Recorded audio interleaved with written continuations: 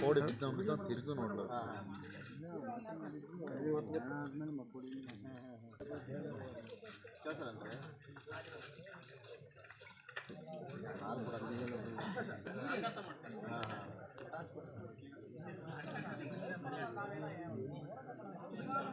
ಅನ್ಯಾಯ ಆಗಿದೆ. ಆ ಕುಟುಂಬಕ್ಕೆ ಪರಿಹಾರ ಬೇಕು.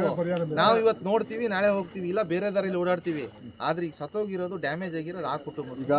ಆ ಕುಟುಂಬಕ್ಕೆ ಪರಿಹಾರ ಸಿಗಕ್ಕೆ ಅನ್ಬೇಕು, ಅಷ್ಟು ಕೆಲಸ ಮಾಡೋದು. ಫಂಡಲ್ಲಿ ಪರಿಹಾರ ಇದೆ. ಒಂದು 2-3 ದಿನದಲ್ಲಿ ಅವ್ರ ಮನೆಗೆ ವಿಸಿಟ್ ಮಾಡ್ತೀನಿ. ಆಮೇಲೆ ಇವ್ರು ಹೇಳಿದ್ರು ಅದನ್ನ ಏನೇನ್ ಬೇಕು ಸರ್ಕಾರದಿಂದ ಪರಿಹಾರ ಪಡ್ಕೊಳ್ಳೋಕೆ ಅವರು ಇದರಲ್ಲಿ ಫಂಡ್ ಅಲ್ಲಿ ಪರಿಹಾರ ಇದೆ. ಬ್ಲಡ್ ಡ್ಯಾಮೇಜ್ ಅಲ್ಲಿ ಕೊಡಕ್ಕೆ ಅವಕಾಶ ಇದೆ. ಯಾವುದು ಏನಿಲ್ಲ ಅಂತ ಜೀವ ಸಮೇತ ಬರುತ್ತೆ ಸರ್.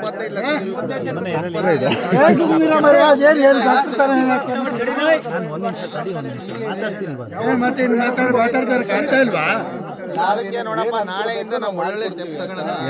ಇಲ್ಲಿರೋ ಲೋಕಲ್ ಲೀಡರ್ಸ್ಗಳು, ಆಯಾ ಮೆಂಬರ್ MLA ಒತ್ತಡ ತರ್ರಿ, ನಾವು ಪ್ರೆಷರ್ ಮಾಡ್ತೀವಿ. ಎಲ್ಲ ಸೇರ್ಕೊಂಡು ಆ ಕುಟುಂಬಕ್ಕೆ ಪರಿಹಾರ ಕೊಡ್ಸೋಣ. ಪ್ಲಸ್ ಇದನ್ನ ಈ ಜಾಗನ ಶಾಶ್ವತವಾಗಿ ಇದು ಹಾಳಾಗದೆ ಇರೋ ತರ ಮಾಡಕ್ಕೆ ಏನ್ ಬೇಕು ಆ ಪ್ಲಾನಿಂಗ್ ಮಾಡಕ್ಕೆ ವ್ಯವಸ್ಥೆ ಮಾಡೋಣ ಮುಂದೆ. ಇವತ್ತೀಗ ಆ ಕುಟುಂಬಕ್ಕೆ ಏನನ್ನೇ ಆಗಿದೆ ಅವ್ರಿಗೆ ಪರಿಹಾರ ಕೊಡ್ಸೋದು ಅಷ್ಟೇ ನಮ್ಮ ಕೆಲಸ. ಸದ್ಯಕ್ಕೆ ತಾತ್ಕಾಲಿಕ ಈ ದಾರಿ ಮಾಡ್ಕೊಳ್ಳೋಣ. ಈಗ ನೆಕ್ಸ್ಟ್ ನಾಳೆಯಿಂದ ಅವ್ರಿಗೆ ಆ ಕುಟುಂಬಕ್ಕೆ ಪರಿಹಾರ ಸಿಗ್ಬೇಕು. ಗೊತ್ತಂದ್ರೆ ಯಾವಾಗಲೂ ಸತ್ತಾಗಲೇ ನಾವು ಪರಿಹಾರ ಕೊಡಿಸೋದು ಒಂದೇ ಅಂತಲ್ಲ. ಈ ಮೊದಲಿಗೆ ಒಂದ್ಸರಿ ಗಮನಕ್ಕೆ ತಂದಾಗ ಯಾಕಂದ್ರೆ ಅದ್ರ ಬಗ್ಗೆ ಗಮನ ಹರಿಸಲ್ಲ. ಸತ್ತು ಹೋದ್ಮೇಲೆ ಗಮನ ಹರಿಸಲ್ಲ. ಈಗ ಆನೆಹಳ್ಳಿನೂ ಸತ್ತ ಮೇಲೆ ಗಮನ. ಒಂದ್ ನಿಮಿಷ ಮಾತಾಡಿ, ನಾವು ಮೊದಲೇ ಹಿಂಗ್ ಬರ್ತೀವಪ್ಪ, ಮಾತಾಡಿ, ನೀವೆಲ್ಲ ಮಾತಾಡಿ. ಆನೆಹಳ್ಳಿನೂ ಸತ್ತ ಮೇಲೆ ಗಮನ. ಯಾವ್ದೇ ಒಂದ್ ಸಣ್ಣ ಸಮಸ್ಯೆ ಇದ್ರು ಸತ್ತ ಮೇಲೆ ಗಮನ. ಸಾಯಲೇಬೇಕಾ? ಇರ್ಬೇಕಾದ್ರೆ ಯಾವಾಗ ಎಲ್ಲ ಬಂದು ನೋಡ್ಬೇಕಿತ್ತು.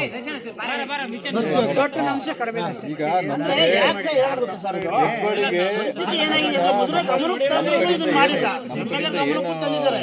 ಒಳ್ಳೆತನಕ್ಕೆ ಮಾತಾಡ್ತಾರೆ. ಯಾವನಿಗೂ ಬೆಲೆ ಕೊಡಲ್ಲ. ರಾತ್ರಿ ರೋಡ್ ಮಾಡ್ಕೊಡಿ ಅಂತ ಯಾರು ಕೇಳ್ತಾನೂ ಇಲ್ಲ. ಒಂದು ಮೂಮೆಂಟ್ ರೋಡ್ ಮಾಡ್ಕೊಳ್ಳೋ ಅವಕಾಶ ಕೊಟ್ರೆ ಇದೇ ಇರೋ ಜನ 1 ಗಂಟೆಯಲ್ಲಿ ರೋಡ್ ಮಾಡ್ತಾರೆ. ಚಂದ್ರ ತಡಿ, 1 ನಿಮಿಷ. ಎಷ್ಟು ಸರಿ ಅಪ್ಲಿಕೇಶನ್ ಹೋಗಿದೆ? 10 ಸರಿ ಹೋಗಿದೆ.